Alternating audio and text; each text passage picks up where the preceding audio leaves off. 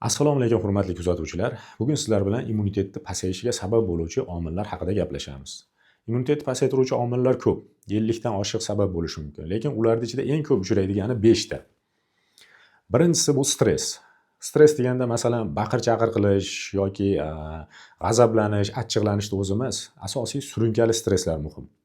Ya'ni doimiy ravishda xavotirda, qo'rquvda yashash, nimalardandir o'ylanib yurish. Mana shu narsalar immunitetni pasaytiradi. Misol uchun aytaylik, bankdan kreditingiz bor, uni tezroq to'lash kerak, vaqti kelyapti yoki uyni ijarasi bo'lishi mumkin. Yoki kimdandir qarz olgansiz yoki kimgadir qarz bergansiz. Masalan, ba'zi kasalliklar, vahima kasalliklar deymiz, doimiy bir xil kasallikdan qo'rqib yuradi. Masalan, infarkt bo'lib qolishdan, onkologiyadan doimiy qo'rqib, xavotirda yashaydi. Mana shu narsalar immunitet tushishiga sabab bo'ladi. Chunki bu vaqtda buyrak usti bezidan kortizol degan gormon ishlab chiqarilishi ortib ketadi. Natijada bu kortizol immun hujayralari faoliyatini pastlatib yuboradi va immunitet tushishiga sabab bo'ladi. Ikkinchi sabab bu uyqusizlik. Hozirgi kunda ko'pchilikda bu uyqusizlik holati uchraydi. Masalan, kechasi uzoq muddat telefon o'ynash yoki televizor ko'rish yoki tungi smenalarda ishlash.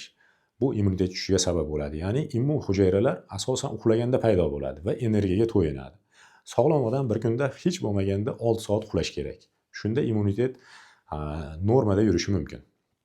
Undan keyingi sabab sovqotish. Ya'ni uzoq muddatli surunkali sovqotish.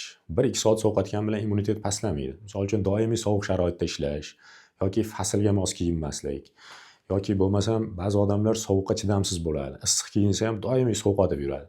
Mana shu holatlar immunitetni pastlashiga sabab bo'ladi. Ya'ni organizm o'zini 36 gradus temperaturasini saqlash uchun bor energiyasini shu sovuq bilan kurashishga sarflaydi. Natijada immun hujayralariga energiya yetmay qolishi mumkin. Undan keyingisi och qolish, uzoq muddat och yurish. Ya'ni ba'zi odamlar erta bilan ovqatlanmasdan ishga ketadi, shu bilan obedda ham kech bo'ladi, 3-4 largacha och yuradi. Mana shu uzoq muddat och yurish natijasida immun hujayralariga energiya yetishmaydi. Mikroelementlar yetishmasligi, vitaminlar yetishmasligi mumkin. Shunda immun hujayralari faoliyati pastlab ketadi. Bundan keyingi ko'p uchraydigan sabab bu kam harakatli hayot tarzi. Ya'ni ba'zi odamlar doimiy bitta xonada erta bilan kechgacha ishlaydi. Masalan, kompyuterda oldida ishlashi mumkin. Yoki domda yashovchi odamlar juda kam harakat qiladi yoki ba'zi bir kasallik natijasida uzoq muddat bir joyda yotgan bemorlar. Mana shu holatlarda immunitet pastlab ketadi. Chunki immun hujayralar ham qonda ichida harakatlanadi. Odam kam harakat qilganda qonda harakati ham sekinlashadi. Natijada immunitet pastlashiga sabab bo'ladi. Mana shu 5 ta omildan bittasi yoki ikkitasi bo'lsa ham sizda immunitet pasayish holati kuzatilishi mumkin.